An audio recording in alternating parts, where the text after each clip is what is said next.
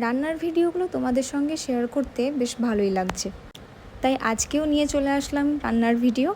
তো আজকে কি রান্না হচ্ছে চলো তোমাদের সঙ্গে শেয়ার করি। প্রথমেই বলি, আজকে হবে শুক্তো, ডিমের ঝোল আর হবে মাছের ঝাল। তো প্রথমে কিন্তু এদিকে আমাদের শুক্তোর জন্য সব কিছু রেডি করা চলছে, চাপানো হয়ে গেছে শুক্তোটা। তো সব কিছু শুক্তো কীভাবে কী করে তোমরা তো সবাই জানো, তাও আর কি তোমাদের সঙ্গে একটু শেয়ার করা। তো এই যে এখানে সব কিছু খুব ভালোভাবে আর কি ভেজে টেজে নেওয়া হচ্ছে, ওই পেঁপে, কাঁচকলা, উচ্ছে, আলু, এই সমস্ত কিছু। তো এদিকে তারপরে দেওয়া হচ্ছে কিন্তু সর্ষে আর তার সাথে একটু দুধ আর বাকি যা যা মশলা দেওয়ার, নুন, হলুদ, মিষ্টি, এই সমস্ত কিছু। তো ওইদিকে শুক্তোটা তো চাপানো হয়ে গেছে, আর শুক্তোর জন্য এদিকে হচ্ছে কিন্তু ভাজা মশলা। তো ভাজা মশলাটাও রেডি, তো এবার ভাজা মশলাটাও ওপর থেকে একটু ছিটিয়ে দেওয়া হলো। ওইদিকে শুক্তো তো রেডি, তো তারপর এদিকে চলে এসেছি কিন্তু ডিমের ঝোল রান্না হবে সেই দিকে।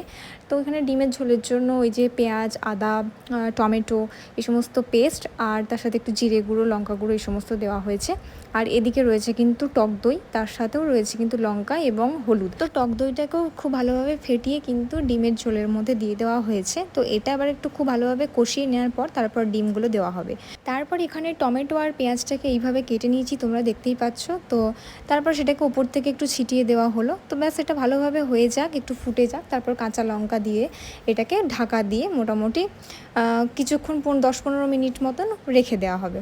তো চলো, ওই যে বললাম মাছের ঝাল হবে, তো মাছের ঝালের জন্য এখানে সব কিছু প্রিপারেশন করা চলছে, যেমন নুন, হলুদ, সর্ষের তেল দিয়ে ম্যারিনেশন করে ওইরকম ম্যারিনেশন করে রাখা হলো। তারপর এই যে ভাজা হচ্ছে, যেরকম নর্মাল মাছের ঝাল হয়, তো এটা সেটাই, সর্ষে দিয়ে একটু নুন মিষ্টি দিয়ে, নুন দিয়ে।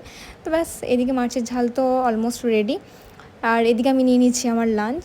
তো আজকের এই ব্লগটা এই পর্যন্তই। এই মিনি ব্লগটা ভালো লাগলে আর তোমাদের রেসিপিগুলো যদি ভালো লাগে, তার জন্য কিন্তু একটা অবশ্যই লাইক করে দেবে। আসবো আবার নেক্সট ভিডিওয়ে। বাই।